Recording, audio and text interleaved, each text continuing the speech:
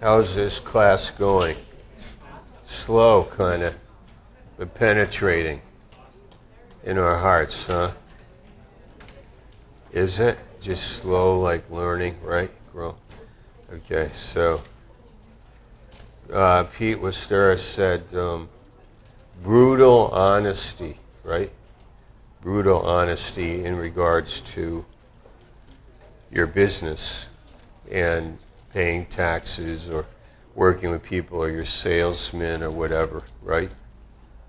There's people that are doing this work, and then in the ministry also, that brutal honesty, and with yourself and God, being honest before God, but like with Jacob, on the other hand, paradoxically was a dishonest person.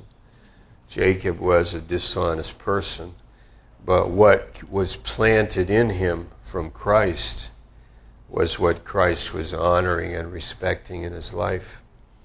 So let's not pretend. I want you to really make that clear to you, that I'm not me, leaders, people. We're just people, right?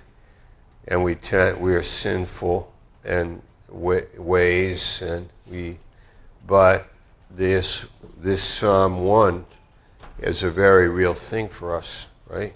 So we are learning and developing and cultivating in our hearts with people. Now, on the outside of our circle is like people, and it's the people that you run into that are going to hold your feet to the fire, or they're going to hurt you or upset you. But princes did sit and speak against me, but thy servant did meditate on your word. 119, verse 23. All right, so Psalm 2 and verse 1. I think we'll go to Psalm 4 and read that first, if we get through it. Psalm 4. Psalm 2 is excellent because it's a messianic psalm and it has to do with understanding warfare, spiritual warfare. Psalm 4, I think, will be fine for us. Before we start, any comment, question? Now's a good time, maybe. Help me by asking me a question. Question or comment? Anybody? It's cold in here? Is that a question? Oh, that's a comment. Okay. It's cold in here. This center row has got winter clothes on. Okay.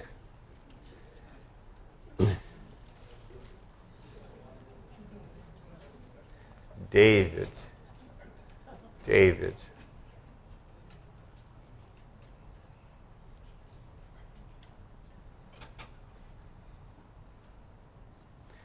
Have you ever heard me say at the end of a man's life, the thing that matters is the end of a man's life? What is the thing that matters at the end of a man's life? Is he counting his money? Is he what happens at the end of a man's life? What is he looking for at the end of his life when he's going to die? At the end of his life, what does he do? What did Jesus do at the end of his life? He had the Last Supper. And he had the Last Supper because he had 12 disciples.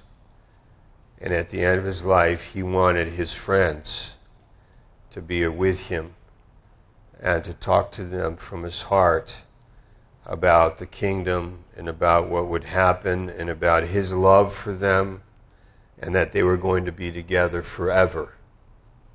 Awesome. The end of David's life, what does he write? 2 Samuel chapter 23.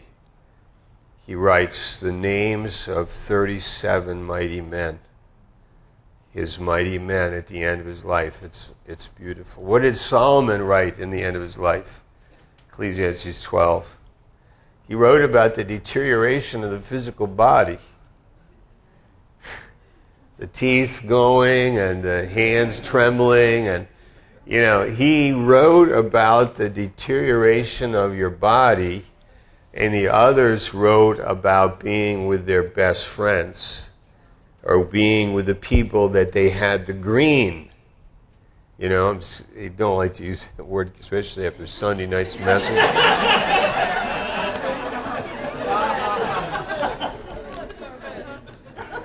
Yeah, the new green is the old red. But when you live your life this way, the thing that means a lot to you is people. And those people are the people that are with you in the Lord. And you enjoy the reality of Christ between you. Same with going to a mission field. Like, you can live in India if you have body fellowship. You can live anywhere in the world if you have body fellowship.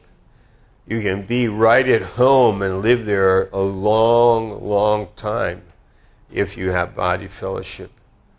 Because we are people that are relating to people with these three things: skills and experience in our character.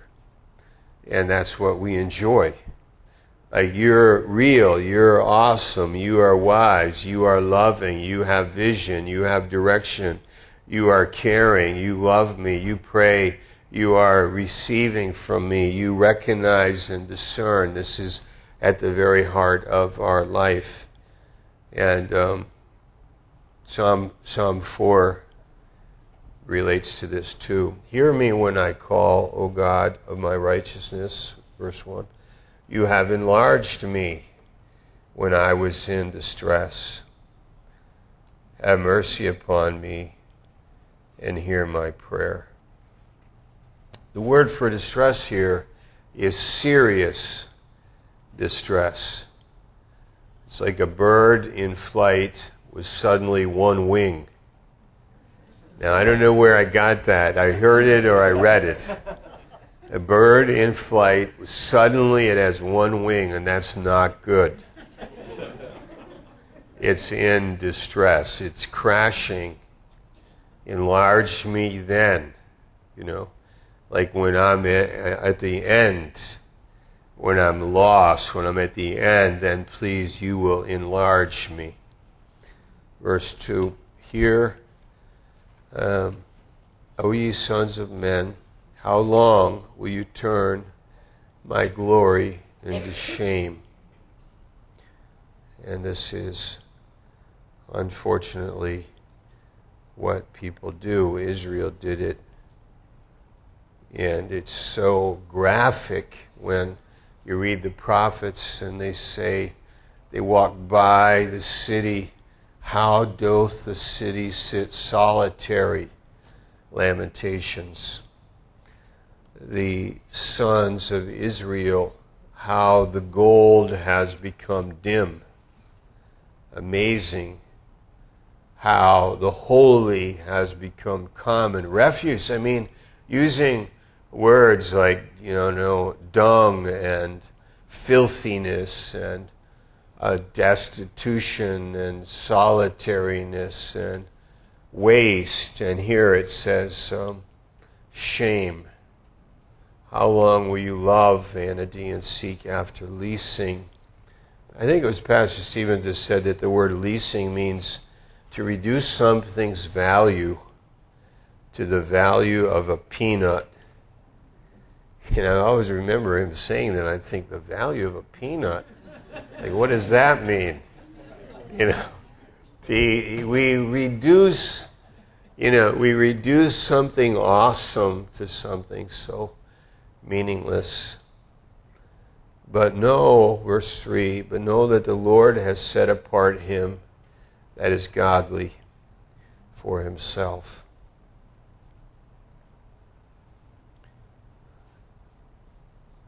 And people may not know the decisions that you make in your heart, but God knows, and he will honor you.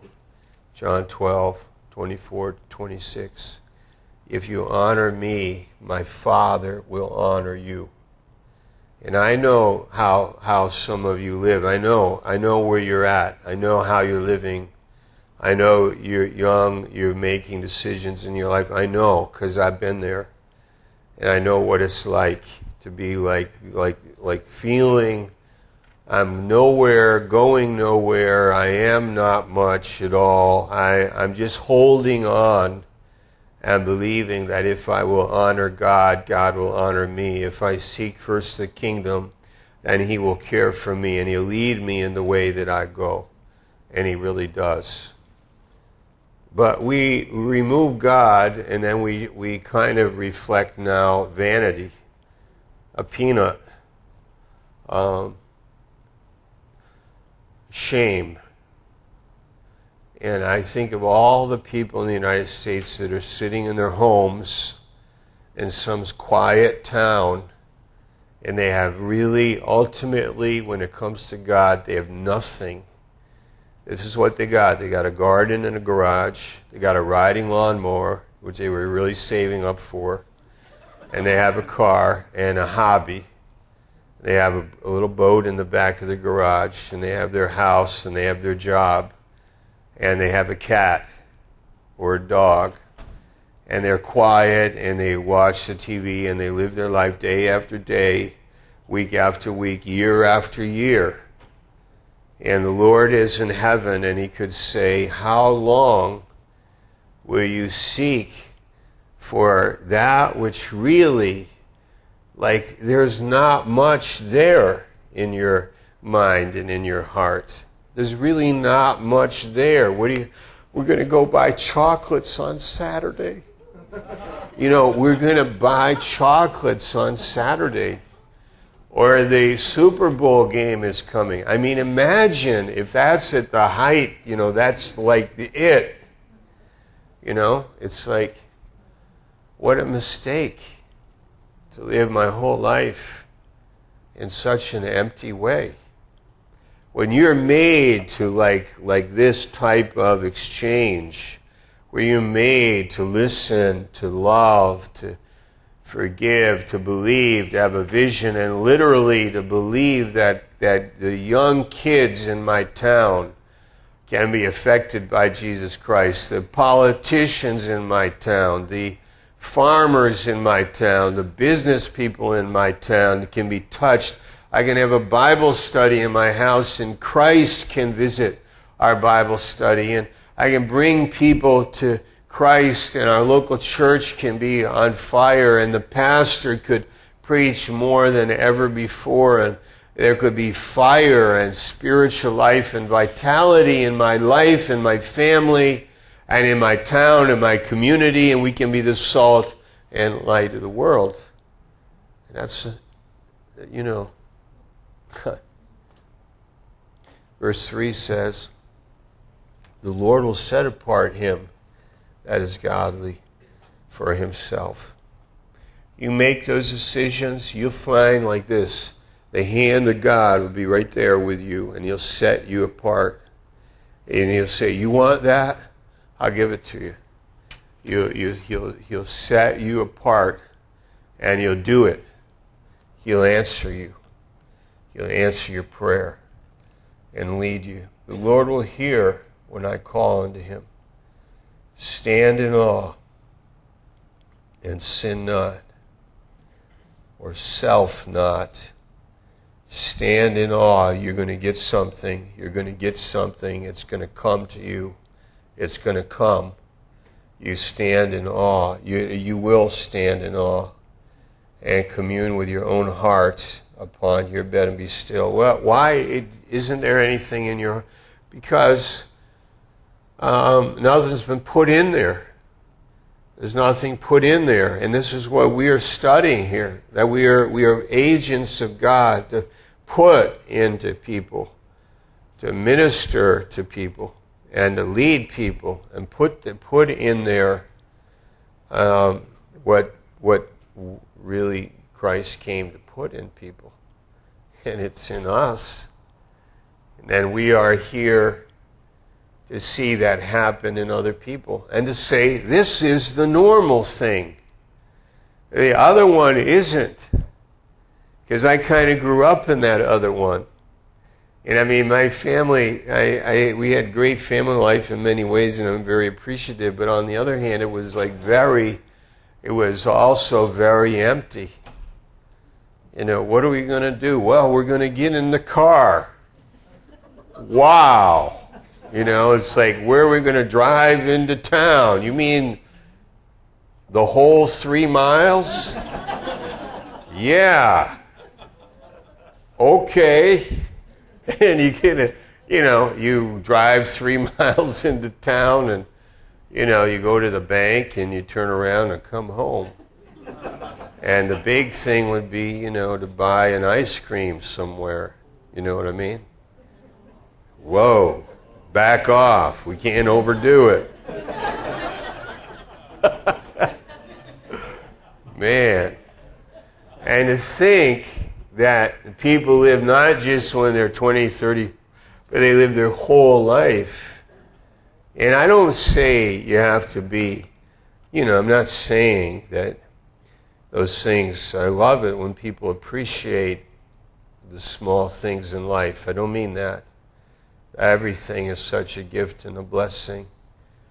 But when you have a potential to be a godly person, when you actually lift up your eyes and see the world deteriorating around you and you can't do anything about it, then it's time for you to get adjusted to the fact that you are set apart by God and He wants to use you. And this kind of leadership is needed. There's another thing about it, and it is courage. Maybe we'll finish with that. Courage, big word. Courage. You have conviction. You're able to say it like it is. You believe it and live it. You go to the edge and you're willing to jump and to say, you know what, if this doesn't mean anything, then fine. I'm not. But if it means something, then it means, you know, if this is from God, then it doesn't matter. I'm jumping. Because if this is from God, nothing else really matters but God and God's will, and I'm going to jump.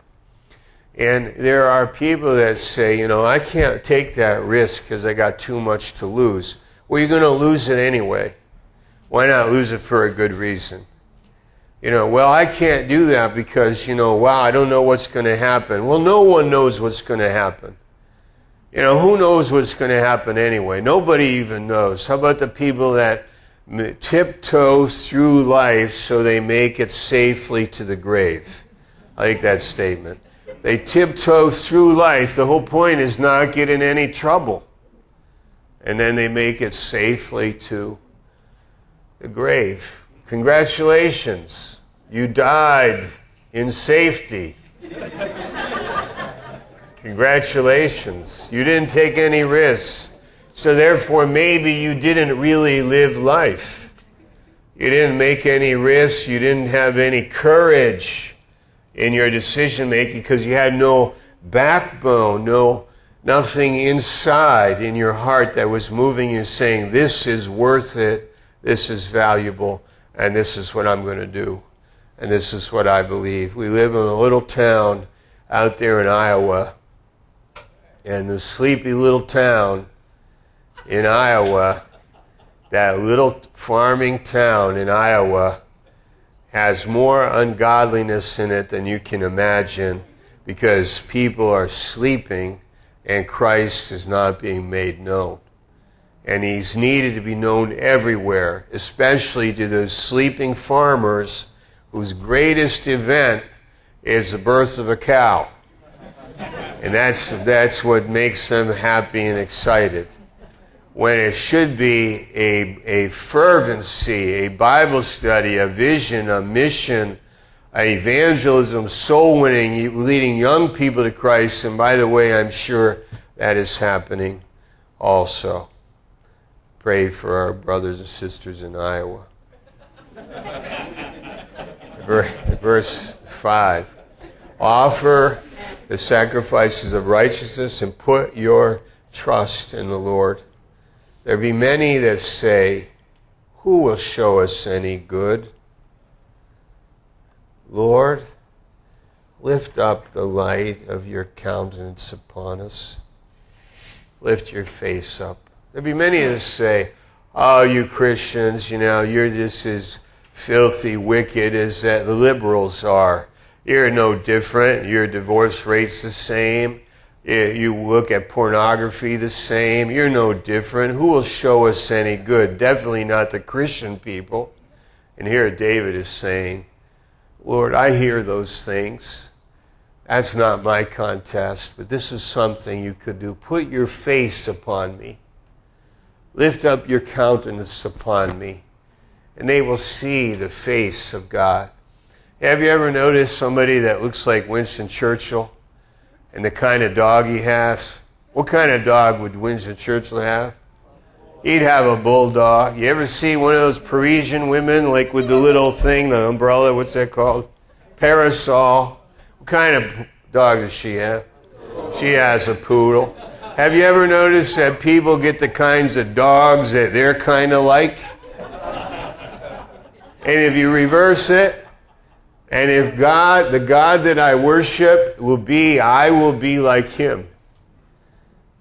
God, lift up your face upon me, and the people will see, and they will understand, they will hear. It'll be a mystery revealed. Who will show us any good? I don't know, but I know that God's face could shine on me and my brothers and my sisters, and they will come into the church and say, what's going on? And they can't put it in the category of good and bad. They only put it in the category of life and a face. And they say, there's a face here. There's a face that maybe I've never seen before. And that's what he said. This is the essence of your life. Then verse 7, you put gladness in my heart more than in the time that their corn and wine increase. What does that mean? The increase of corn and wine is like a rich farmer. Rich farmers, they had silos and wine presses. And you put gladness in my heart more than those people who win the lottery. That's how I would translate that for us. You put gladness in my heart more than the guy that's got 3, 4, 5 automobiles in his garage, 2 or 3 houses. You put gladness in my heart more than the guy that's got a job promotion. You put gladness in my heart more than a person that on the natural realm they have so much. But that's okay, because you put gladness in my heart with my brothers and my sisters. That's awesome. I will lay down and sleep in peace, verse 8, and sleep, for you, Lord, only make me dwell in safety. That's the kind of people that God makes. And that's what makes you and me useful in this world. Amen. Would you, for your assignment, read Psalm 1, 2, 3, 4 through the week a couple times. This is, just read it, think about it.